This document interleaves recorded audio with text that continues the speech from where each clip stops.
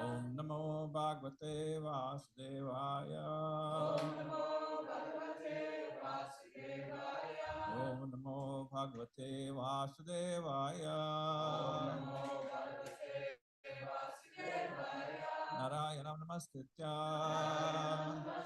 Naram Chaiva Narottamam Devim Saraswatim Vyasam Tato Jayamudiraye Nasta Preshu Bhadreshu Nityam Bhagavata Sevaya Bhagavata Uttama Shloke Bhakti Bhavati Neshtiki. So reading from Srimad Bhagavatam, Canto 12, Canto 1, Chapter 12, text 31 to 39. So yeah, the horoscope was actually done yesterday. Today we're going to do the Yajnas done by King Yudhisthira. Do a translation soon, but as we go through these verses, I was thinking the lives of the Pandavas was quite adventurous. They went through so many things in life, and adventurous is a polite way of saying it's quite full of calamities. Yeah. They were born. Their father, shortly after that, father died, Pandu, and then they were just in a very hostile household, hostile circumstance, where they just didn't know, like, oh, any day our cousins could kill us, yay, anytime. And I mean, the uncle Dhritarashtra and the cousins here under what's Duryodhana? Duryodhana, right? They were just eager to, like, let's get rid of these guys. Kingdom's going to be ours. Just imagine, if you're in a house and you just know the other person's gonna, like, plotting. It's like a horror movie, basically. Plotting to kill you anytime. And then they'd scheme this whole thing where they're like, yeah, why don't you go on vacation? Like, go to this one palace, which is very inflammable and light up. And like, there was another time, like, here's a cake for you, and they poisoned the cake. They poisoned Bhima, and then threw him into the river. And so Bhima was so strong and hefty. He kept going down and down through the different layers, and he went to the realm of the Nagas, and then the snakes, and the Nagas and the snakes, the snake realm. So snakes actually bit him and got rid of. That's how he got rid of the poison. And then he was given a boon by the king of the Nagas that you'll be very strong. You'll be as strong as 30,000 elephants or something. I think one time, I don't know who it was, but some speaker, they were like, how did they measure that? Did he, like, put Bhima on one side and 30,000 elephants on one side? Anyways, that was the boom. So yeah, had the strength of 30,000 elephants. But yeah, then he came out and all the followers were shocked. After that, yeah, they kept trying different things. Then, of course, they were given that separate kingdom in the Prastha, and then they were tricked into the dice game, and they lost the game. And they were told to go into exile for 14 years. They did that. There was one condition on the last year of the exile year: you gotta stay incognito. And if you're caught, you gotta redo the whole thing. And so the Kauravas sent spies everywhere, all over the kingdom, everywhere, to find the Pandavas.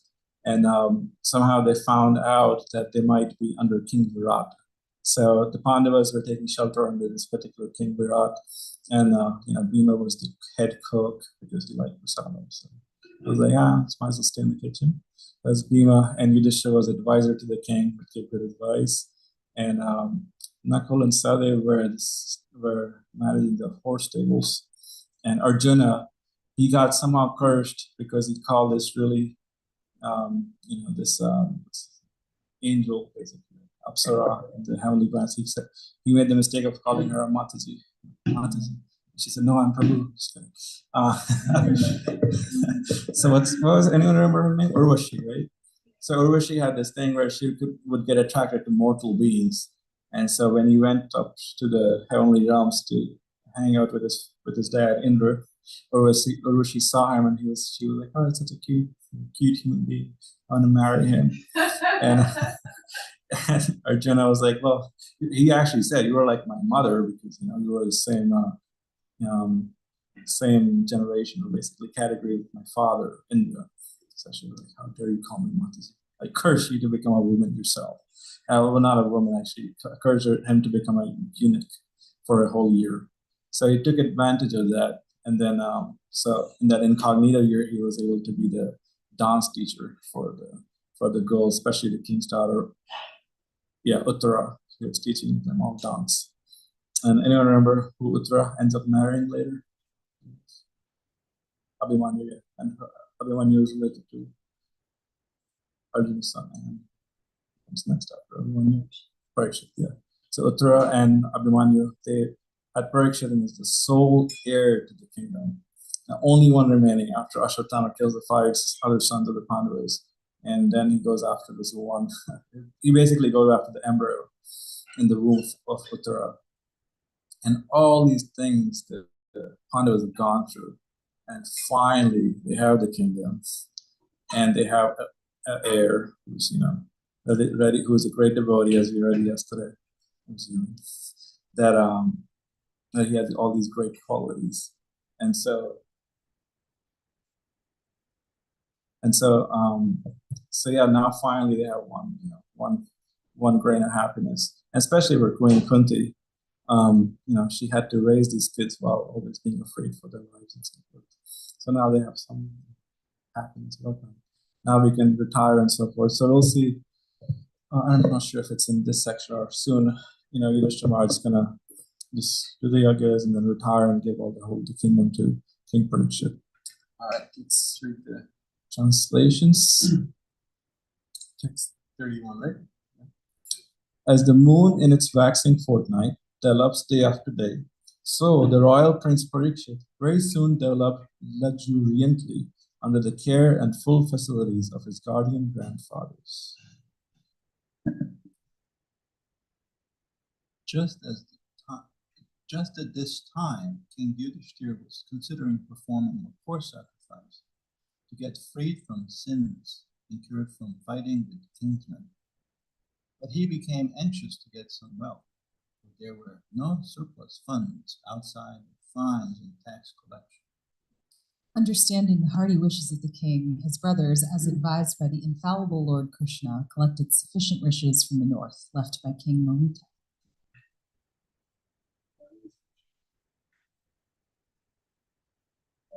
Riches, the king could procure the ingredients for 3 horse sacrifices for pious King Yudhisthira, who was very fearful after the battle of Kurukshetra. Please, Lord Hari, personified. Lord Sri Krishna, the personality of Godhead, being invited to the sacrifices by Maharaj Yudhisthira, saw to it that they were performed by qualified, twice-born brahmanas. After that, for the pleasure of the relatives, the Lord remained for a few months. O Shunaka, thereafter, the Lord, having bade farewell to King Yudhisthira, Draupadi, and other relatives, started for the city of Dwarka, accompanied by Arjuna and other members of the Yadu dynasty. Let's do text 34.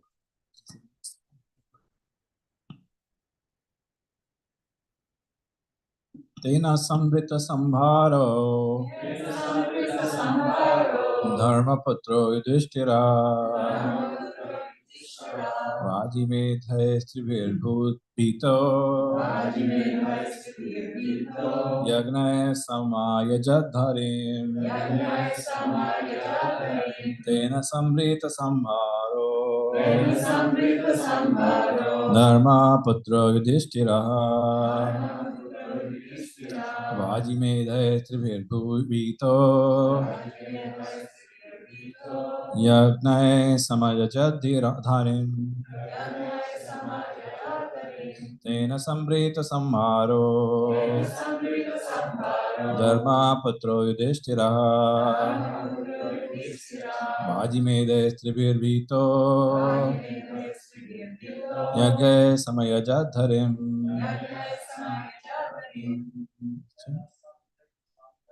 Tena Samreta Samvaro Dharma Patro Yudhisthira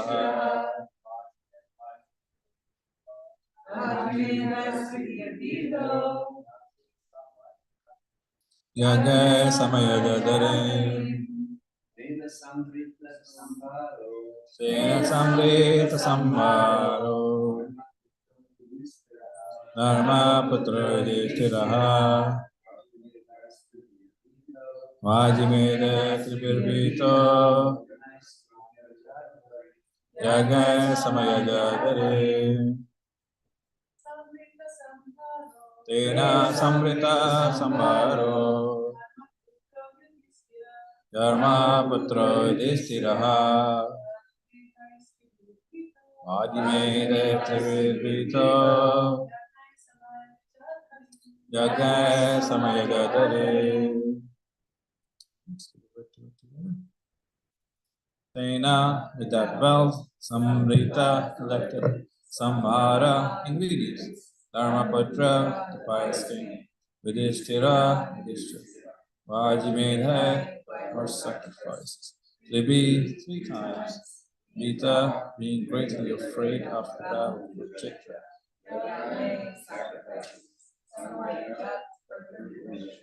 Harim, personality.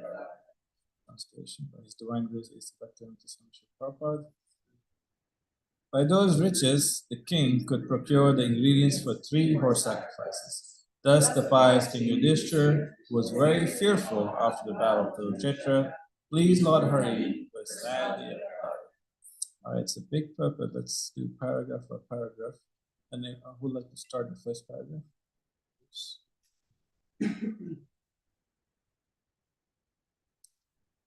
Maharaj Yudhisthira was the ideal, celebrated, pious king of the world, and still he was greatly afraid of the execution of the battle of Kurukshetra because of the mass killing in the fight, all of which was done only to install him on the throne.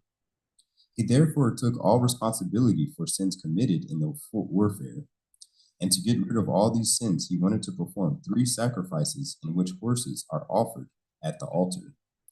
Such a sacrifice is very costly. Even Maharaj Yudhisthira had to collect the necessary heaps of gold left by Maharaj Maruta and the Brahmanas who were given gold in charity of King Maruta. Learned Brahmanas could not take away all the loads of gold given by Maharaj Maruta, and therefore they left behind the major portion of the gift. And Maharaj Maruta also did not again collect such heaps of gold given away in charity. Besides that, all the golden plates and utensils which were used in the sacrifice were also thrown in the dustbins, and all such heaps of gold remained unclaimed property for a long time, till Maharaj Yudhisthira collected them for his own purposes. Lord Sri Krishna advised the brothers of Maharaj Yudhisthira to collect the unclaimed property because it belonged to the king. The more astonishing thing is that no subject of the state also collected such unclaimed gold for industrial enterprise or anything like that. This means that the state citizens were completely satisfied with all necessities of life, and therefore not inclined to accept unnecessary productive enterprises for sense gratification. Maharaj Yudhisthira also requisitioned the heaps of gold for performing sacrifices and for pleasing the Supreme Hari, the personality of Godhead. Otherwise, he had no desire to collect them for the state treasury.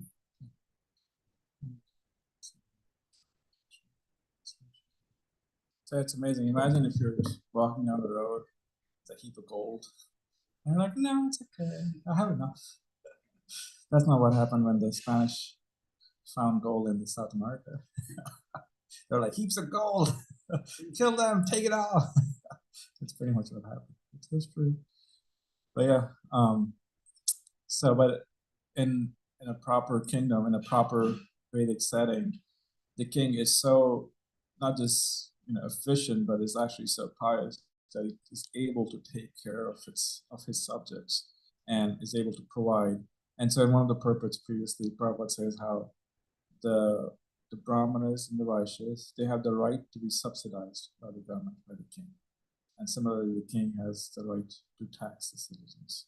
So that the king has the right to tax, but at the same time, the king Yudhisthira was so good at everything and was so pious because he did everything with the mood of pleasing Krishna. He saw that this is the Varna ashram system where everybody has their duties as service to Krishna, and this is my duty. And so they collect taxes with the intention that we'll do yajna, we'll do sacrifices, we'll maintain law and order, and so forth. And it's done as a service. It's not just done as like, oh, okay, in that mood. It's done so that the sacrifice to Krishna keeps going on. And so that's the intention of a proper government. And not just the government, but I was thinking you could also whittle it down to say a family. Most of you have families, and in a family, So the idea is that you collect resources, and you do it not just to maintain your household, but you do it so that you can actually perform some yajnas. What are some yajnas we can perform in this age as just in a family setting? What are some things that you do? Temples. No, I did not tell her to bring that up. I did not ask her. I'll get you checked later. That's good. Get them together. Worship the deities. Yeah. Bruce and then Jackson. Offer to do some services around the temple. Yeah. Services. Yeah.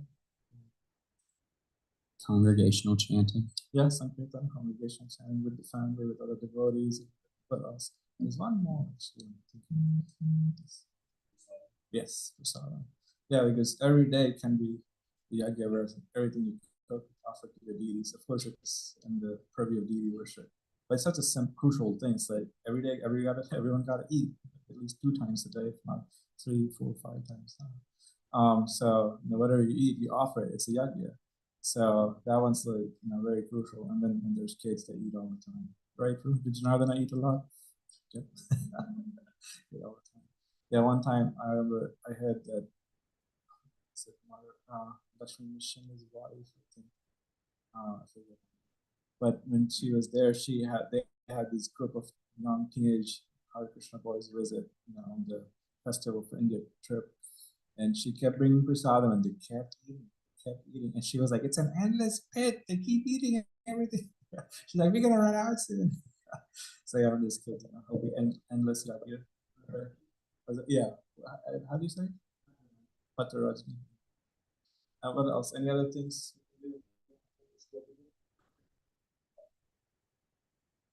Yeah.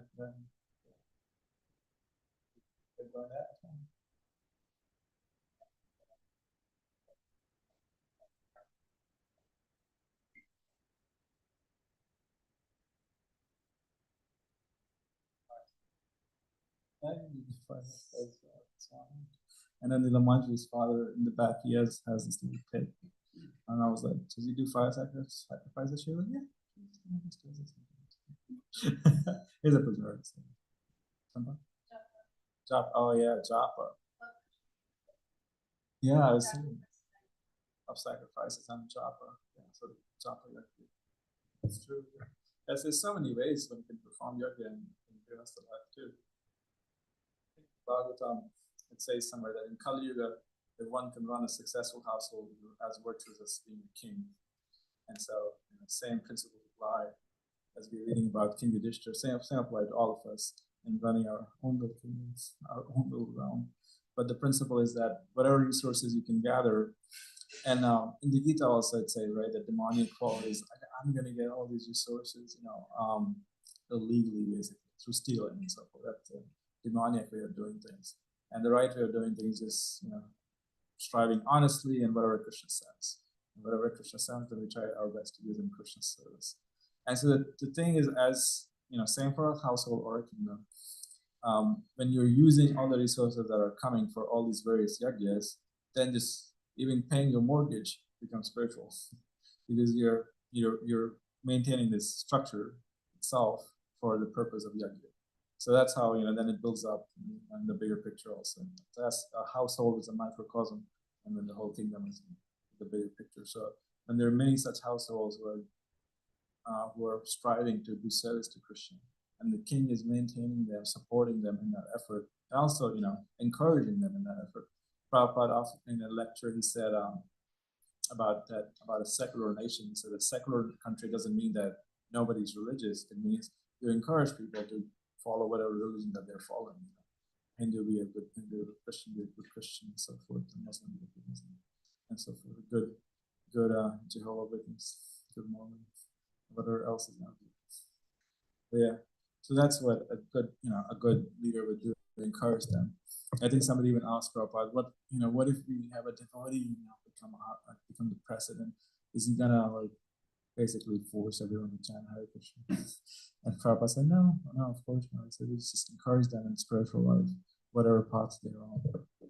So yeah, King Yudhisthira also here is trying to collect all these resources, not just for sense gratification for himself and his subjects. I mean, in Kali Yuga, the leaders collect resources, not just, they don't do it for the citizens, they just do it for their own sense gratification. What to speak of the sense gratification of citizens. They just do it. Prabhupada, another Prabhupada, in the first canto, Prabhupada says that the political leaders, they go out there and they say, give me your vote and I'll fulfill all your desires. And then the common man, give me your vote. And then of course he doesn't do it. So and so. And then they come up with some reason or other. I couldn't do it last time because such and such, party didn't support whatever, they come up with something. Vote for me again, I'll fulfill all your desires. And it keeps going on forever. And then they lose and come back again. It happens in India often. But yeah, this was Prabhupada wrote this purpose in the 50s in India, and India had just gotten independent. But as soon as it got independent, the leaders were already corrupt. I think I'd mentioned in the class, I had made a comment that India got independent in 1947.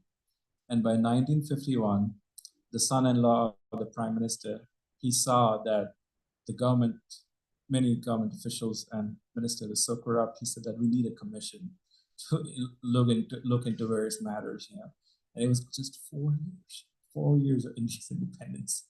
And so what to speak of, of now it's 70 years or something of independence, and any place in this world.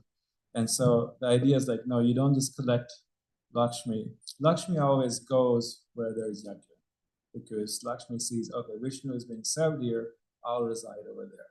So whenever she sees that, Lakshmi just naturally comes over there. And so that's the I don't want to say trick, but that's the system. Serve Vishnu and Lakshmi comes automatically. And sometimes a lot of Lakshmi comes, sometimes little Lakshmi comes, and whatever resources come, we just try our best to use it in Krishna's service. And it will keep coming. It will keep coming. It's just that's how the system is. And again, it's done with the idea that we want to grow spiritually. We want to help our dependents grow spiritually, especially what Kshatriyas, the warriors, the administrators. That was their sense of responsibility. Every Varna has their own sacrifice, and so for the administrative class, their sacrifice is to make sure that dependents are taken care of. They themselves have to do a lot of sacrifice and not just be back and relax. And of course, when you're an administrator, you're taking care of so many things and protecting. Naturally, it comes with certain opulence. So they were in charge of the state treasury. Normally they would live in a palace and so forth. This kind of comes with the realm. And so that's how the kings were in those times. But their mood was of sacrifice and really being responsible for the dependents, and in no way just exploiting independence. That's the mood of the modern political leader. Like, oh yeah, these guys. What was that French queen? She might or might not have said that they need cake. Yeah, and that was that. Yeah, Marie Antoinette. There was a famine or something. We didn't have much food. And she said, oh, as if it's so readily available.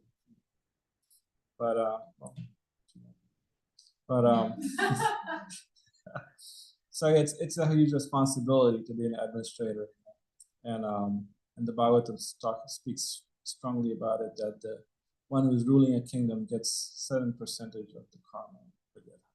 It's 80%. It's pretty high. It's 1/4 of it, something like that. So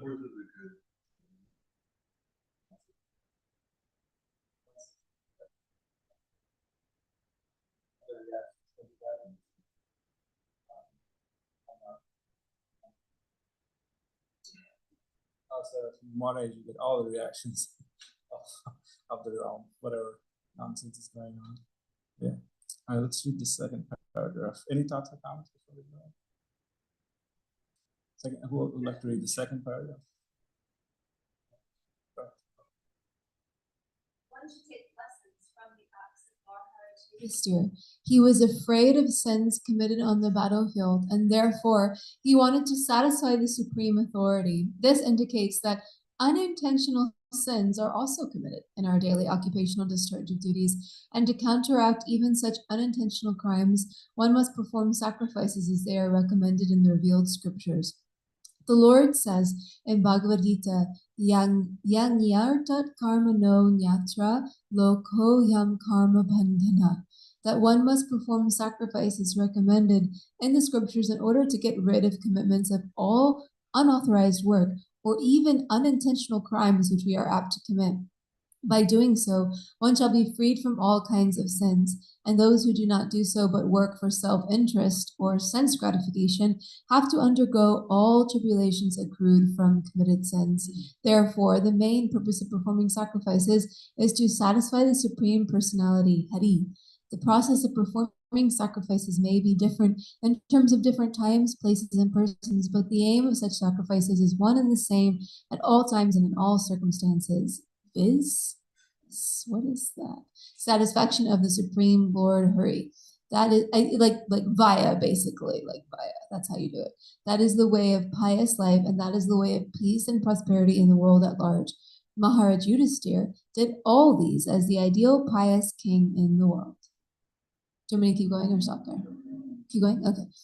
If Maharaj Yudhisthira is a sinner in his daily discharge of duties and royal administration of state affairs, wherein killing of man and animals is a recognized part, then we can just imagine the amount of sins committed consciously or unconsciously by the untrained population of the Kali Yuga who have no way to perform sacrifice to please the Supreme Lord. The Bhagavatam says, therefore, that the prime duty of the human being is to satisfy the Supreme Lord by the performance of one's occupational duty. Bhagavatam 1:2-13. Let any man of any place or community, caste or creed be engaged in any sort of occupational duty, but he must agree to perform sacrifices as it is recommended in the scriptures for the particular place, time, and person. In the Vedic literatures, it is recommended that in Kali Yuga, people engage in glorifying the Lord by chanting the holy name of Krishna, Kirtanan eva Krishnasya mukta sangha param vajet, without offense. By doing so, one can be freed from all sins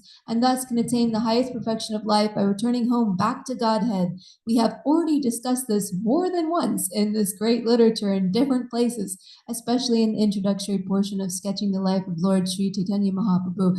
And still, we are repeating the same with a view to bring about peace and prosperity in society.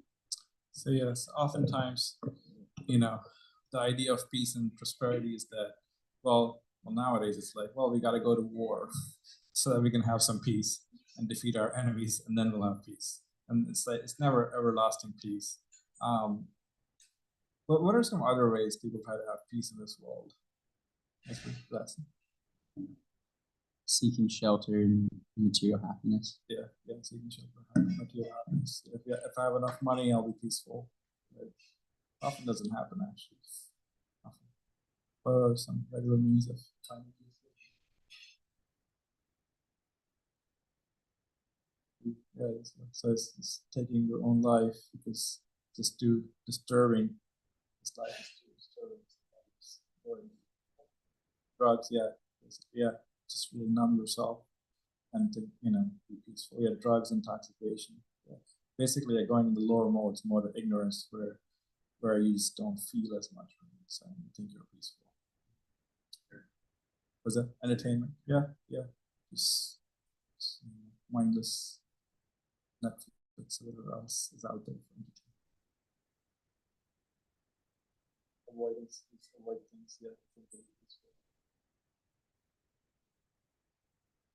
withdraw from society. Yeah, that's good. Some people, they try to find peace in relationships, and other people try to find peace by becoming in personal relationships. Yeah. Yeah, sometimes, yeah, not sometimes, all the time. People think like, if I find the right relationship, be it with my family or parents, and so forth, or spouse, will bring joy and happiness. There's truth to it, of course. And, that's what gives us highest joy. But then sometimes then they suffer and they're like, this is not working. Just reject all of these relationships. So I'm just one with everything, and that's peaceful. Anybody else in your on this purpose? Are we going to try to come up with examples of people finding Oh no, you can taking a walk in the woods? walk in the woods. Yeah, more those are more the goodness ones. Yeah, just walk in the woods. Yeah. What else? The only examples that don't work. Yeah. What else? Walk in the park. Yeah. Walk in sure. Walk in the woods. Walk in the park. Music. Yeah. Yeah. Art, poetry. Yeah. Yeah, it's like as as we go through. Okay, went from suicide to walk in the woods. But yeah, as we go through the yes, I was thinking it. I just didn't want to say it, but yeah. As you can see, as we go through different ways of people attaining peace. They easily fall into the three modes: mode of ignorance, passion, and goodness. Right? And the mode of ignorance, basically, the extreme is like, I just do not want to exist. Just want to get rid of this body and so forth. That's like the lowest one. Actually, it reminds you of the Cure of Soul lectures by Ravindra Sukru. And then in the mode of passion, people in the mode of passion or action, things that give satisfaction is, one is working really hard, getting money. I think Jackson said, right? Getting material things. And you work really hard. Like I'll accumulate, what do they have? FIRE, right? There's an acronym FIRE, fast, early retirement, something like that. So I work really hard, collect a lot of money, I'll retire, I'll be peaceful, I'll be happy. And then there's another thing with motor ignorance is like, do you enjoy criticizing? That's they get a lot of juice out of it. So then you just go about criticizing a lot of people, other things, and then I can be peaceful. I don't know how people think, or they get joy out of it. And then finally, motor goodness activities, exercise, going and walk in the park, walk in the woods, art, poetry, yeah. And so people who are a little more civilized, they work towards the mother goodness activities to find peace and joy. And beyond that, ultimately, it's like whatever we're doing, it has to be a sacrifice to Krishna. That is ultimate, will bring us ultimate peace. And the thing is, oftentimes there's this misconception that being spiritual means to sit in a pose and meditate and so forth. But it's surprising how many times I've seen when somebody new comes to a temple or center, and they think, well, it's a temple center full of monks. That's probably what they're doing, sitting and meditating. And then they come like, Mangalarti, 4:30, or whatever, early in the morning. Then we have service, we have breakfast, we have service. So they're like, oh my God. I remember this one student in Maryland. He dropped by the temple and he thought it would be pretty chill. But then we had the full morning program. And over there was like a full morning program, right? 4:30 to 8:30, and then breakfast. And even breakfast at a temple is hard work. Not a heavy prasadam. And I gotta digest all this grease. It's not this apple and soup. Like we make you work for it. We make your digestive system work for it. The Potomac Temple was like yeah, it was Nightshade Loka. And it's not. I hope I'm the one that's not listening to this lecture. But I hope CND's not listening to this lecture. But then and then there's service. You do service. You clean. You cook. You do arti. You go out and distribute books. And so for an average person, it's like, oh, this looks like a boot camp and with a job. I gotta go out, sell books, be a salesman, or do whatever else, or services, and I don't clean this much in my own house. I have to clean here, cook, whatever else. So, but actually, these activities that we do as service, that is what brings us joy and peace. It's interesting because, yeah, oftentimes people think I'm just going to go on the mountains and be peaceful, but actually, you're not going to be peaceful that way. There's peace in action done as service, and that is, real sacrifice. Sacrifice yajna is like it's actually, yeah, it's an activities. So whatever we can offer to Krishna in the form of, be it food, be it the holy name, these are all different yajnas. And yeah, anything that is done for Vishnu is yajna. So it doesn't, yajna doesn't just refer to just the fire itself. It's not just limited to that. Anything done with an intention of sacrificing our time, energy, resources for Krishna, that is yajna. And that's how we actually find peace and prosperity in our lives.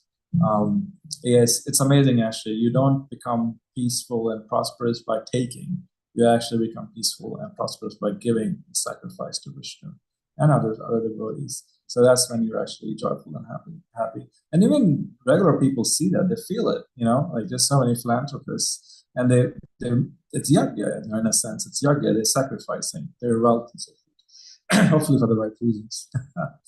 But there was one famous story of, I think it was Rockefeller. And from what I remember, I read it on Facebook, so it must be true. Maybe somebody could fact check the story later. But but the principle still stays the same. He was apparently like getting really, he was getting really sick and ill, and these doctors couldn't really help him much. And at that point, he decided, I just want to do something for others. Started donating and having different projects. I believe he or maybe others established like the public libraries to get the seed funding for it. And so he was doing all that, and slowly his health actually got better. Actually started feeling better. And of course, and he kept doing his philanthropic activities. So you can see even just, any sacrifice is yajna, on some level. And there's gradations. The highest level is when you do it as an intention to Lord Vishnu and Krishna. And then there's still different gradation. When you do it as sacrifice for others, it's still very beneficial. Because in the 12th chapter, Krishna starts with, the highest thing is you just love me. You just love me with all your heart and so forth. And so if you can't do that, then you follow the rules and regulations of Bhakti Yoga. And if you can't do that, he keeps going for, down and down. And then he keeps finally says, if you can't do any of these, at least do something for somebody else other than you. Basically, don't be a selfish person, So that's like the bottom line is don't be a selfish person. And we see this in this world, right? There's fathers or mothers who just neglectful of their family. It's like, at least take care of your family. You're giving birth to these children, take care of them. That's like the least you could do. And so that's just the lowest. And that's why Krishna consciousness, this simple philosophy of yajna can bring peace and joy to the whole society, because it just makes you understand that you're not this body, and you have to start acting beyond just your mind and senses and your body and sacrifice and take care of others. And when people do that, that's when then you don't really need a huge child protection services, because people are actually doing their duty, their service. And when people do it, like, we can have those departments, sure, but their caseload will go down a bit. Federal funding will go down a bit. It might go down even. But even if people are not doing what they're supposed to do. But yeah, it's like when people are responsible. And that was Satya Yoga. In the first yoga, everybody knew what the right thing was to do, and they did it. And so at that point, actually, there was no government. There was no need. Everybody was a Brahmana, actually. So there were no administrators.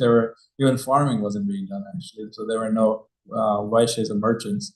Basically, everybody was doing what they're supposed to do, and they were doing sacrifices. So there's the fruits and fruit trees and everything. There was this food everywhere. You didn't have to go to the local farmers market to buy their fruits.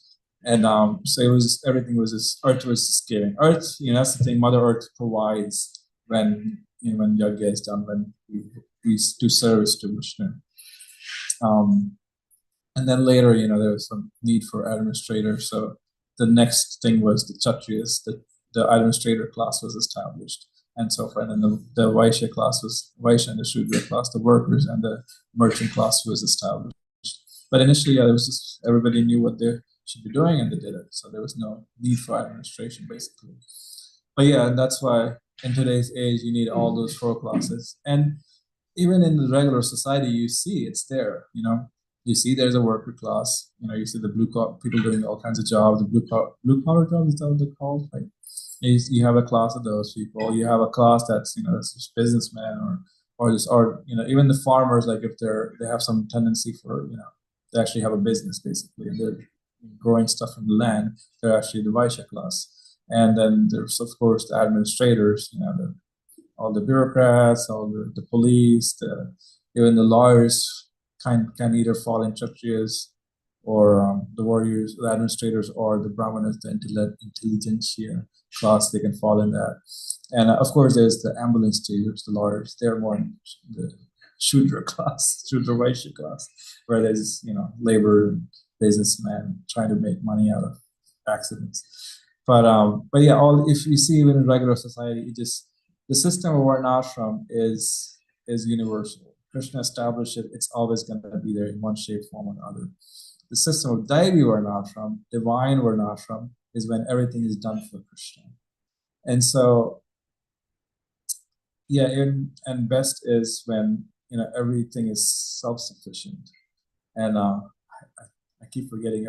I think I mentioned this before, maybe too many times. But yeah, just in the Alachua County, they're trying to figure out how the low-income people will have food, because food is becoming more expensive, and whatever food bank provides is just basically chips or whatever else there is. It's not it doesn't have a lot of nutritional value.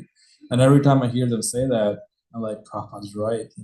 We have to figure it out. We really have to, because right now the low-income people might be suffering. But sooner or later, it will go further, and people who are rich, even they might start feeling the pinch. So yeah, in the long run, we will have to figure it out how to actually, and then people will see that, okay, this is how you can actually live off the land and be more peaceful and joyful. But even that, that can be material. Just living off the land is not a spiritual activity. It's like when you do it for Krishna. So whatever situation we are in, whatever it is, even if you have a job, a blue collar job, whatever else you have, even if you're establishing varnashram with tilling the land and all that, cows and all that stuff, you have to do it for Krishna. You have to do it with this particular consciousness that this is a sacrifice, that things are temporary, that life is temporary. Right now we have America is a great country. In the future, it might not be. Every civilization has its ups and downs, and so it doesn't matter. There's devotees in all corners of the world. I remember going to Israel in 2013, and the Israeli devotees, they just don't know how, anytime missile can land in here from any of the other many surrounding countries, and they were like, we can only depend on Krishna. And so they're like the Pandavas. There's like anytime, some poison cake or fire, whatever, so anything can happen. And so times like those, then you really have to depend on Krishna. And so, yeah, many times when we have calamities in our lives, then we can really try to depend on Krishna. Speaking of calamities, how much is there in the purport? Okay, let's finish the purport before we keep going on. Let's see, I think we're in this paragraph. Lord has declared openly. Let me just read this one. The Lord has declared openly in the Bhagavad Gita how he becomes pleased with us, and the same process is practically demonstrated in the life and preaching of Lord Chaitanya Mahaprabhu. The perfect process of performing yajnas or sacrifice to please the Supreme Lord Hari, the personality Godhead, who gets us free from all miseries of existence, is to follow the ways of Lord Sri Chaitanya Mahaprabhu in this dark age of quarrel and dissension. Maharaj Yudhisthira had to collect heaps of gold to secure the paraphernalia for the horse sacrifice yajnas and days of sufficiency. So we can hardly think of such performance of yajnas in these days of insufficiency and complete scarcity of gold. At the present moment, we have heaps of papers. Nixon 71 actually did that. And it's funny because Prabhupada wrote this before that. When he moved America from the standard of gold, I don't know what standard of paper it is. So we can hardly think of such performance of yagas in these days of insufficiency and complete scarcity. Gold, at the present moment, we have heaps of papers and promises of their being converted into gold by economic development of modern civilization. And still, there is no possibility of spending riches like Maharaj Yudhishthira, either individually or collectively or by state patronization. Just suitable, therefore, for the age is the method recommended by Lord Sri Chaitanya Mahaprabhu in terms of the Shastra. Such a method requires no expenditure at all, and yet can award more benefit than other expensive methods of yajna performances.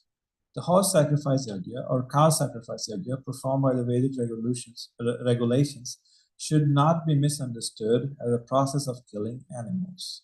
So yeah, when you kill an animal just for the sake of it, it is not a yajna.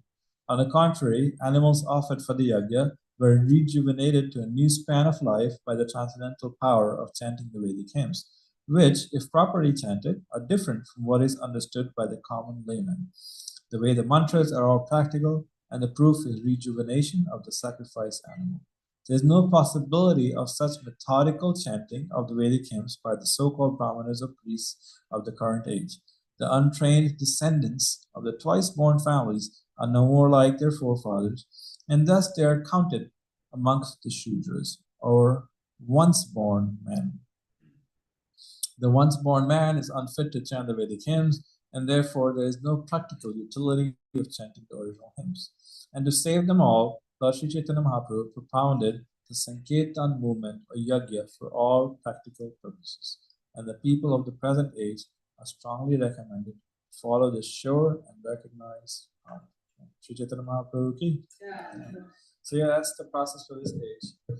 Anything that glorifies Krishna, especially with the holy name, it's congregational chanting, kirtan, even reading Srimad Bhagavatam, speaking from Srimad Bhagavatam, even that is Sankirtan, is glorifying Krishna, glorifying Krishna.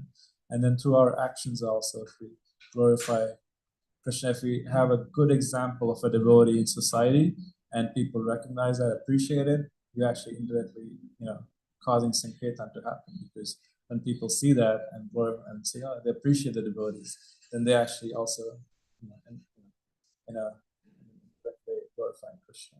So, yeah, as a devotee, we have to aim that we are best in everything we do as a service to Krishna. Be it becoming a dentist, or whatever else. Or I don't know what you want to do, something. Be a professional in the world out there, or be a computer programmer, as Chris was, still is. Yeah, whatever it is that one is out there in the world, we try to do it to the best of our capacity as a service to Krishna. Because for one, practically looking at things, especially when it becomes a devotee and then they start performing not as good in their material life, that tends to happen. But when that happens, then people think, what is happening? That's just because he has taken up this Krishna consciousness. Everything has gone down. But yeah, of course, they don't understand the value of spiritual life and the value of the effort the one puts in spiritual life. They just think, you have not much money in your bank, so you must be a loser. And the Bhagavatam says that the value of people in Kali Yuga is experienced by people valued by how much money they have, and people are considered beautiful by the length of their hair or something. That's why we're like, shave it off, shave it. Yeah. But yeah, so that's the yajna for this age, glorifying Krishna through our words, mind, and action. All right, and any thoughts, comments? Whisper, and then Advaita. There was a line near the end of the first paragraph that I really liked. This means that state citizens were completely satisfied with all necessities of life and therefore not inclined to accept unnecessary productive enterprise for sense gratification. I thought that was a really interesting point, because it's not that when they had all the necessities of life, they wanted more because they were so entitled. It was like their necessities of life are satisfied and therefore they're not looking for sense gratification. It makes it seem like if you don't have the necessities of life, you kind of have this need that you fill with sense gratification. So it's nice when the state provides for people's necessities of life. Yeah. At least so that they can be satisfied and peaceful. Yeah. Remind me of a quick story. My father, one time, he was posted in this one city, and it was an ancient city called Rajgir. I think it's called the King of Mountains or something. And back in the day, there was a king who had done similar story actually. He was doing all these yajnas and sacrifices, and they had used gold plates for feeding the brahmanas. And so when the yajna sacrifice was done, they put it in the cave. They put all the stuff in the cave, closed it up. That was it. And then it stayed like that for hundreds of years. And then the British came. They heard the story and they were like, "We must open this cave. And how shall we do this?" And so they tried, and then finally they got a cannon to open the cave. So there was, even now to this day, this pointed that you can see this bulge, in the rocks, and because it's not just little rock, it's like a huge rock.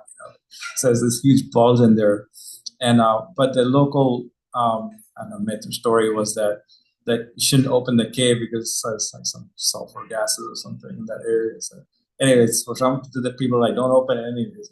You don't want any misfortune. Anyways, so the British did it, and then but it didn't open, and they were like, forget. So it's still there. If you want to go there with some jackhammers, the British can do it. Maybe the Americans can do it, maybe. But yeah, so it just makes me the point to your point that there might be gold out there or not out there, but if the state is providing for people materially and spiritually, they're happy. And but at the same time, it's like if the state also impresses on people in one way or the other, of course, the American church and state is separate. But supporting not anymore. Kind of impresses the idea that you're not this body, like there's a higher goal to life, So then the people also are going to be satisfied because there's no end to greed. There's no end to greed unless one realizes the real goal of human life.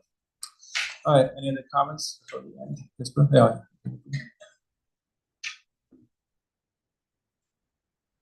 Thank you very much for that wonderful class. Yeah, I would say just providing bare necessities wouldn't be enough. Yeah. Spiritual dimension has to be introduced as well. And I'm saying this from the first hand. Grew up in a socialist country where all the necessities are provided, but still, it's not enough because spiritual life was not encouraged, or actually wasn't even. It was the opposite problem. Yeah, it was put down. But the question I had is, sorry, it's the end of it, but maybe it's just a food for thought. When you were talking about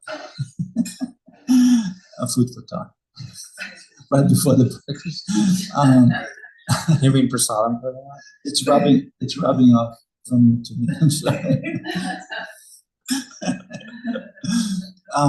How can one ascertain or differentiate between? You were talking about the sacrifices, and it's something that pushes us out of our comfort zone. How can one ascertain that it's a healthy discomfort, or should I say pain, that it's part of a growing pain, and not part of the abusive situation towards oneself or, God forbid, towards others? I mean, for one thought is, and perhaps others can give some input. One thought is, if it starts affecting our spiritual life, we're sacrificing so much in the name of sacrifice. Like, oh, I don't have time for job. I don't have time for, reading or anything for them. Just kind of do service or sacrifice. Then of course that's like, it definitely it's too excessive. That's one thought. If it starts affecting our spiritual life, our spiritual practices, then it's definitely an over endeavor at that point in time. And I feel like many of us have done various projects, especially run a preaching center or something. That's sort of, it's like it can very easily go in that direction where and I'm not saying that it's not that it's a lack of sincerity. It's insincere to do so much work that you don't do your spiritual sadhana, but it can very easily go in that direction. You're just so invested, you just do all that and, not take care of your personal sadhana. So that's one thought. And of course, also that thought is like, if you're just always grumpy, I was like, I do so much. Then it's like, oh, what's the point? And sacrifice. I think Gita talks about sacrifice in three modes, right? Sacrifice in the mode the goodness is supposed to bring joy and happiness, prosperity, and not just like I did so much for the middleman. What did I get? So not funny as an example, So when it comes to that, it's like, well, our return is that experience of sacrificing for Krishna. As Krishna said to the gopis, your love is your own reward. So our service itself is our own reward. It's not, reward is not going to be Lakshmi or whatever else. It's not how it works. Our reward will be that we see how we do it for Krishna and how we depend on Krishna. It's the reward in itself. Any last thoughts on this question? It's a really good question. Thank you. Any other thoughts on it? I was like, nope, we want to eat breakfast. No?